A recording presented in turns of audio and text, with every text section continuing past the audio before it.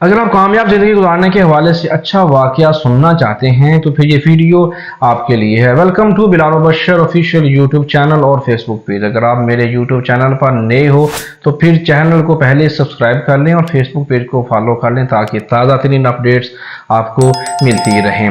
तो आगे बढ़ते हैं। एक जगह पर मियाँ बीवी एक काउंसलर के पास गए। उनका आपस में किसी मामले पर शदीद झगड़ा चल रहा था। वो एक दूसरे का चेहरा देखने को भी रवादार नहीं थे। उन्होंने सोचा कि लोगों के मशवरे पर अमल दरामद किया जाए और थोड़ी सी थेरेपी करवा ली जाए। जब वो दोनों ऑफिस में दाखिल हुए तो काउंसलर ने दोनों के चेहरे पर सख्त कशीदगी देखी। उसने उन दोनों को बैठने के लिए बोला। जब वो बैठ गए तो उसने बोला कि अब आप बताएं कि आपको क्या मसला है।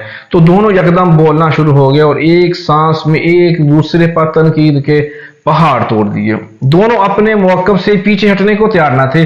काउंसलर ने उन दोनों को अपने दिल की भड़ास निकालने दी और चुप करके उनकी लड़ाई खत्म होने का इंतजार करने लगी। जब दोनों बोल बोल कर थक गए तो काउंसलर ने उन्हें बोला कि अच्छा, ये तो लड़ाई और खामियों वाली कहानी होगी, अब एक दूसरे की खूबियां भी बयान करें। तुम दोनों को एक दूसरे में क्या क्या बातें पसंद हैं। दोनों बिल्कुल खामोश हो गए। बहुत देर तक दोनों ने कुछ नहीं बोला। काउंसलर समझ गई कि इनको एक दूसरे पर इतना शदीद गुस्सा है कि एक दूसरे की कोई अच्छी बात याद ही नहीं है और ना ही वो याद करना चाहते थे। काउंसलर ने एक एक कागज और पेन दोनों को थमा दी और मियाँ बीवी को बोला कि अपने अपने कागज पर एक दूसरे की खूबियां तहरीर करो। एक दफा फिर बहुत देर दोनों ने कुछ भी ना लिखा और गुस्सा उनके चेहरों पर आया था।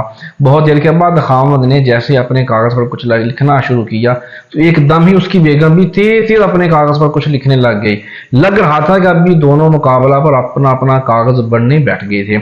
और जब उन्होंने लिख लिया तो बीवी ने अपना कागज काउंसलर को थमाया। उसने उसे वापस करते हुए बोला कि इसे अपने शोहर को दो, वो खुद भी पढ़ेगा। बीवी ने उसे दे दिया और कागज ले लिया और दोनों ने पढ़ना शुरू किया और थोड़ी देर बाद बीवी की आंखों से आंसू जारी हो गए। वो दोनों एक दूसरे की तारीफें पढ़कर बहुत खुश हुए। कमरे की फिजा ही एकदम तब्दील हो गई थी। ऐसा लग रहा था जैसे इन दोनों की कभी लड़ाई ही ना हुई हो।